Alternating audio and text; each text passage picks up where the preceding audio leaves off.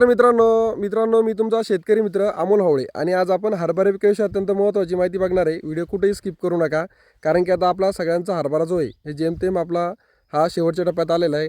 तर याच्यामध्ये मला काही जणांनी असे प्रश्न विचारले की दादा आता ड्रिपद्वारे काय द्यायचं, तर 05234 देऊ का 0050 देऊ, असे भरपूर जणांचे मला कमेंट आल्या आणि काही जणांनी फोनवर सुद्धा विचारलं की आता काय द्यायला पाहिजे. तर मी आज तुम्हाला त्याबाबत सविस्तर माहिती देणार आहे. त्यामुळे तुम्ही काय करा, नवीन असाल तर आपल्या फेसबुक पेजला फॉलो करून घ्या. तर मित्रांनो, झालं असं की आता आपला हरभरा अंतिम टप्प्यात आहे, तर याला आपल्याला कुठलं खत द्यायला पाहिजे. तर मी आज तुम्हाला त्याची माहिती सांगणार आहे की कुठलं खत द्यायला पाहिजे. आपण सर्वात पहिले बघू की 05234 हे काय काम करतं. तर याच्यामध्ये 00 म्हणजे नायट्रोजन नाही आहे, त्यानंतर 52% फॉस्फरस आहे आणि त्यानंतर 34% पोटॅश आहे. तर हे जे काम करतं मित्रांनो, हे मुळांची शक्ती वाढवतं, त्यानंतर घाटे भरण्यास लवकर सुरुवात करतं आणि त्यानंतर जे घाटे हे सुद्धा गळू देत नाही. हे झालं 05234चं काम. त्यानंतर आपण 0050चं काम बघू.